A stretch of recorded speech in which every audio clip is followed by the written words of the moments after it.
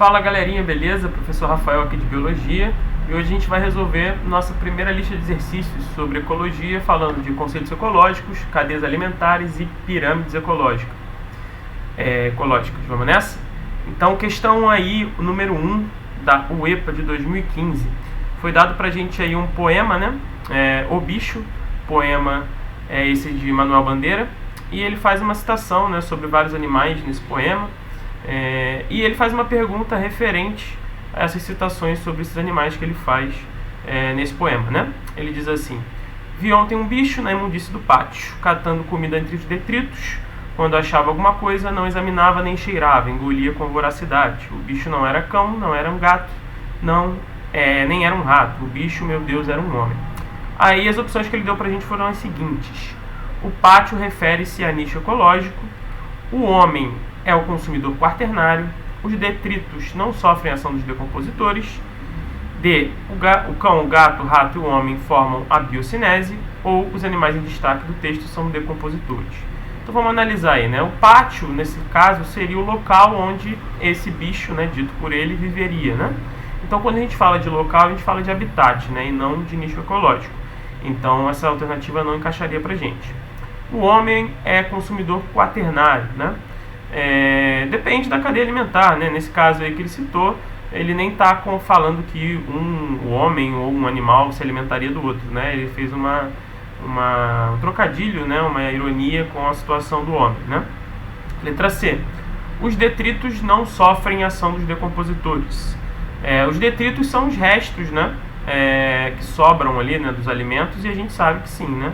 Os decompositores vão agir sobre esses restos, né? O papel deles. Então isso também não encaixaria pra gente. Então ele tem aí cão, gato, rato e homem formam a biocinese. Essa é uma alternativa interessante, né? Vamos só analisar a E para ter certeza. Os animais em destaque no texto são decompositores. Não, né, gente? Não existem animais decompositores, né? Decompositores a gente tem apenas os fungos e as bactérias. Então a alternativa correta aí seria a letra D, né? O cão, o gato, o rato e o homem formam a biocinese. A biocinese, nesse caso, aí seria o conjunto de organismos vivos descritos, né, que ocupariam aquele local, ou aquele habitat, né, que aí no caso seria o pátio. Então a alternativa mais interessante aí para a gente chegar na resposta dessa questão número 1 seria a letra D. Ok, pessoal? Vamos agora resolver a questão número 2 da UECE 2019, né, Universidade Estadual do Ceará. Então olha o que ele colocou aí pra gente, ó. Fatores ecológicos podem ser divididos em bióticos e abióticos. Sobre esses fatores é correto afirmar que: letra A presença e a atividade dos seres vivos são fatores abióticos, enquanto as condições físico-químicas são fatores bióticos. B, a luminosidade, temperatura, umidade, salinidade e gases dissolvidos na água são exemplos de fatores bióticos. C, os fatores abióticos necessários, mas insuficientes para o crescimento pleno de uma população são denominados fatores limitantes. E D, fatores edáficos relacionados à estrutura física e composição química do solo são exemplos de fatores bióticos. Então vamos lá, vamos analisar essas alternativas, hein? A letra A, ele falou que a presença e a atividade de seres vivos são fatores abióticos, enquanto as condições físico-químicas são fatores bióticos. Mentira, né, gente? Os fatores bióticos são justamente as atividades dos seres vivos, né? Os seres vivos representam os organismos bióticos, né? E os fatores físico-químicos, né, como a água, temperatura, luz, são fatores abióticos. Aí ele colocou de forma invertida pra gente, né? B, luminosidade, temperatura e umidade e todos esses outros são fatores bióticos. Falso também, né, gente? Esses fatores citados aí por ele são fatores abióticos, não bióticos, tá? Então, é um ponto importante. Letra C, os fatores abióticos necessários, mas o suficiente para o crescimento pleno de uma população, são denominados fatores limitantes. Perfeito, né, gente? A gente aprende que existem certos fatores que limitam o crescimento de uma população, né? Esses fatores limitantes levam a uma estagnação daquela população, porque elas não vão ter disponibilidade dele suficiente para continuar crescendo, né? Como, por exemplo, a luz, né? Ou a disponibilidade de água, tá? Então, nessa questão 2, a melhor resposta para nós era a letra C, ok? A D também estava errada, tá? Estrutura física e composição química, né? Não são fatores bióticos, são fatores abióticos, beleza? Então, a número 2, a gente marcaria aí a letra C como correta. Vamos para 3. 3 do Enem aí, galera, ó. Olha o enunciado aí. Os botos cinza, mamíferos da família dos golfinhos, são excelentes indicadores da poluição das áreas em que vivem, pois passam toda a sua vida, vamos mexer aqui para a gente poder organizar melhor isso, pois passam toda a sua vida, cerca de 30 anos, na mesma, beleza? Então ele falou o seguinte aí pra gente, ó. Só ampliar aqui pra gente ver melhor essa posição aqui. Opa, diminuir um pouquinho pra gente poder enxergar melhor. Beleza? Agora a gente está conseguindo ver o cantinho da questão aí. Então vamos lá. Ele falou o seguinte, ó. Voltando, né, sobre os botos. Ele falou o seguinte aí pra gente dos botos. Na mesma região. Além disso, a espécie acumula mais contaminantes em seu organismo, como mercúrio, do que outros animais de sua cadeia alimentar. Aí ele perguntou o seguinte, né, sobre isso. Os botos cinzas acumulam maior concentração dessas substâncias por quê? São animais herbívoros, são animais detritívoros, são animais de grande porte, digerem o alimento lentamente ou estão no topo da cadeia alimentar. Essa questão é um clássico, tá, do Enem, que fala sobre magnificação trófica. Magnificação trófica é o acúmulo de toxinas, a gente discutiu isso em aula, né?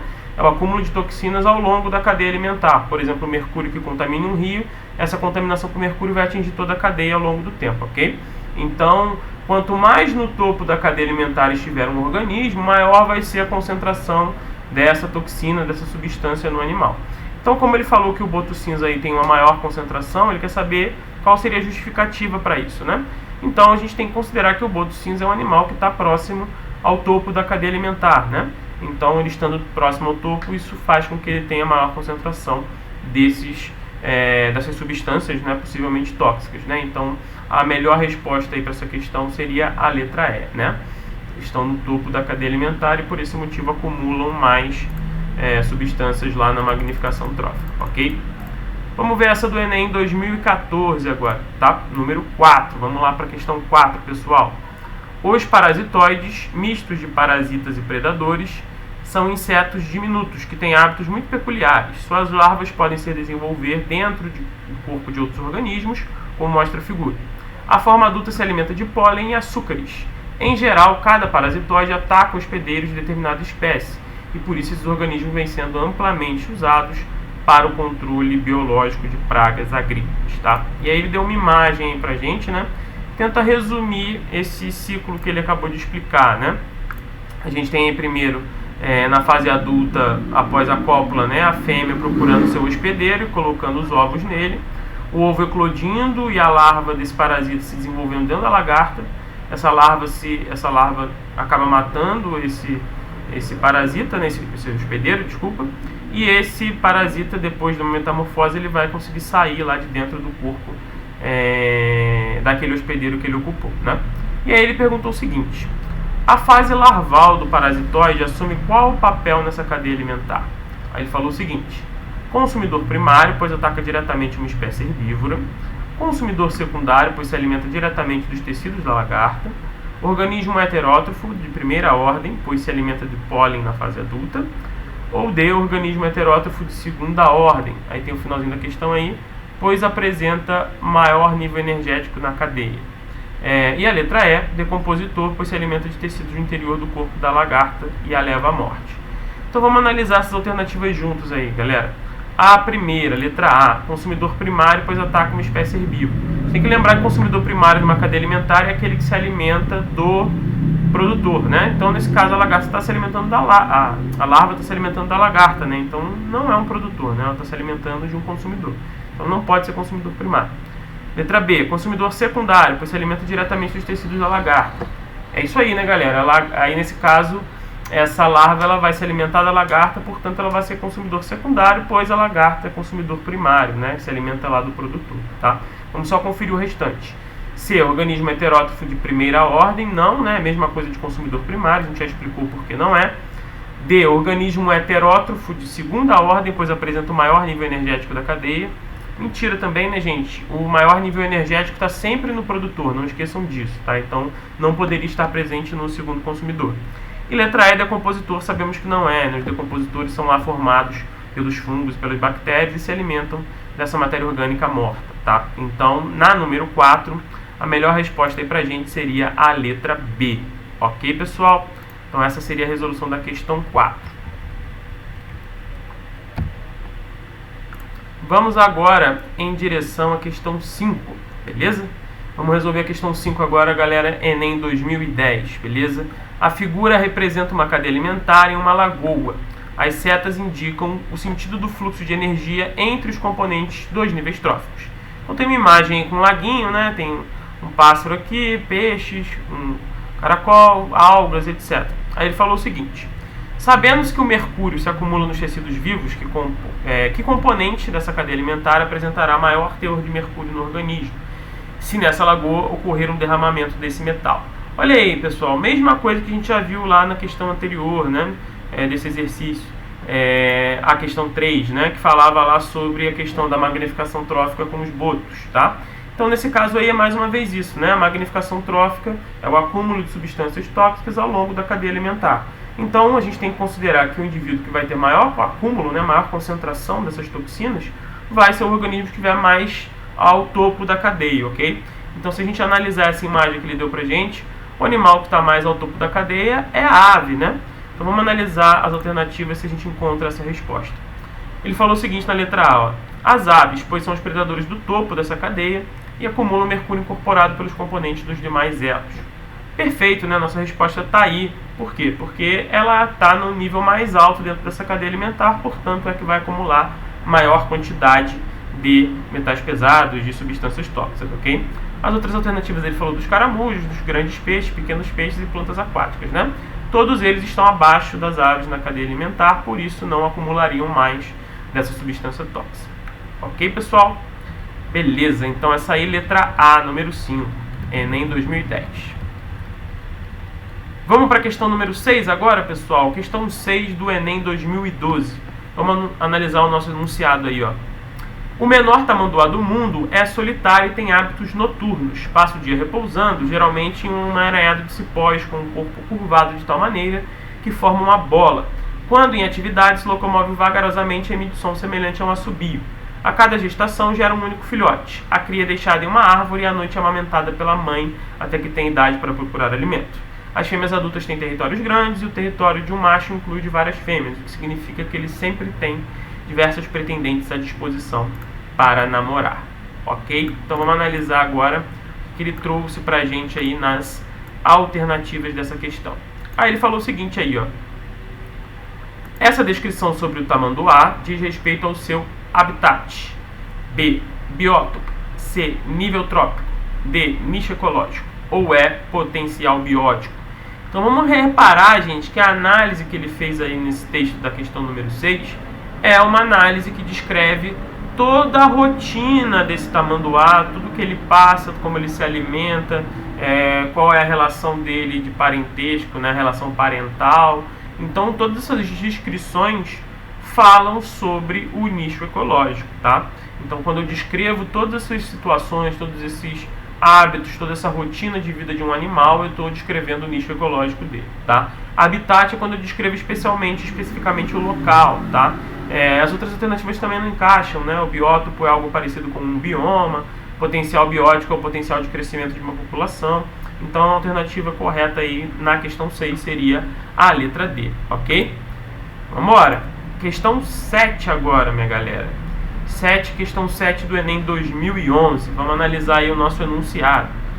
Os personagens da figura estão representando uma situação hipotética de uma cadeia alimentar. Aí tem um leão, né, pensando em devorar um homem, o homem pensando em devorar outro homem, ou no caso o leão, né, e o urubu lá em cima, né, da montanha pensando nos dois, né, na morte dos dois.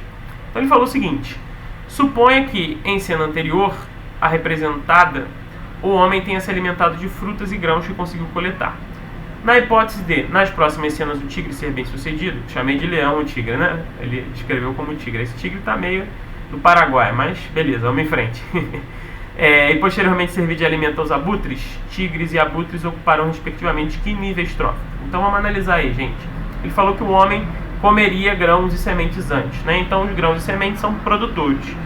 Então, diretamente o homem passaria a ser, se alimentando de grãos e sementes, né, consumidor primário, tá?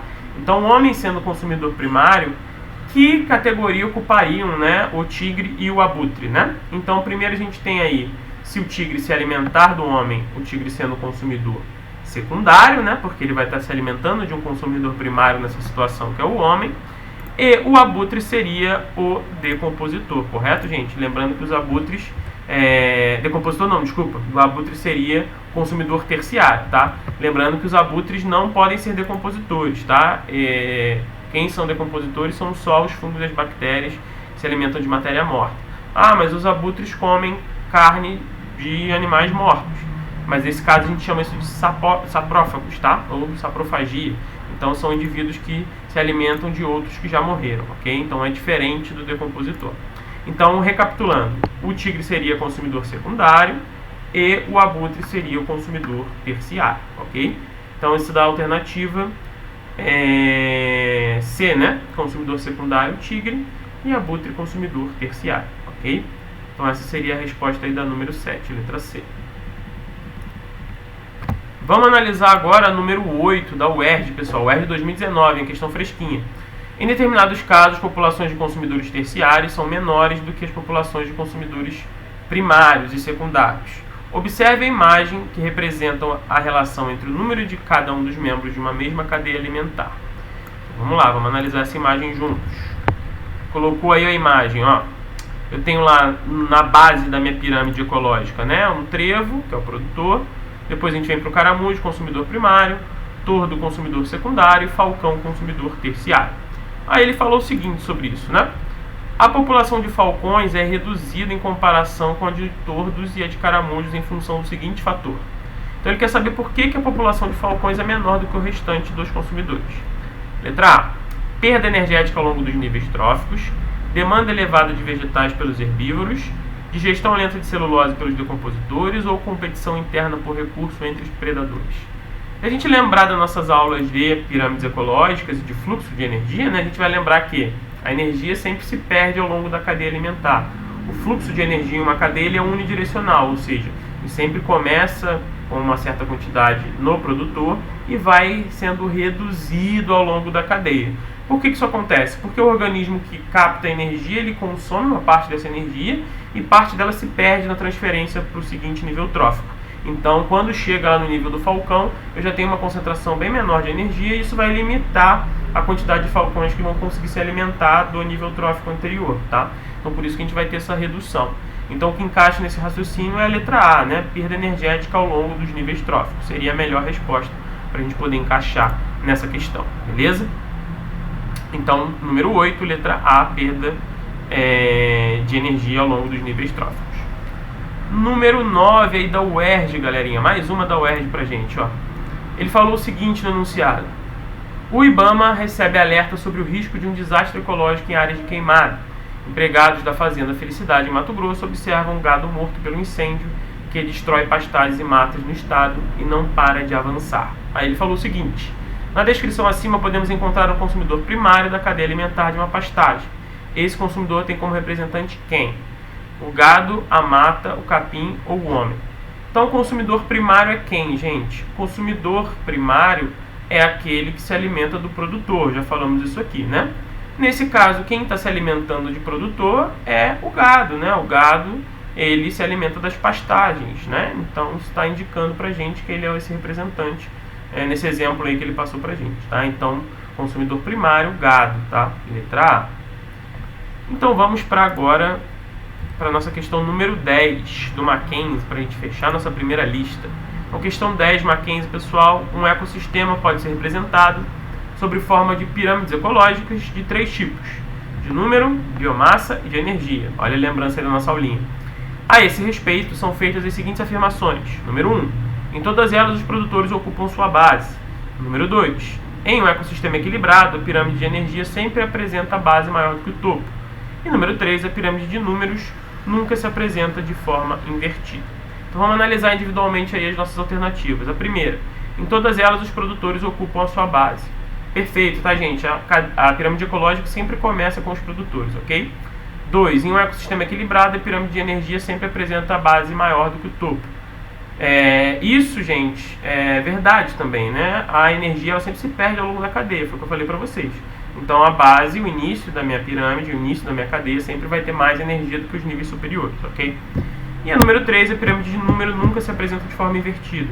Aí é falso, tá, pessoal? Sim, podemos ter pirâmide de número invertida. Como, por exemplo, eu tenho uma árvore, né, que consegue servir de alimento para dezenas de larvas, por exemplo, né, ou centenas. Então isso faz com que ela se torne uma pirâmide invertida.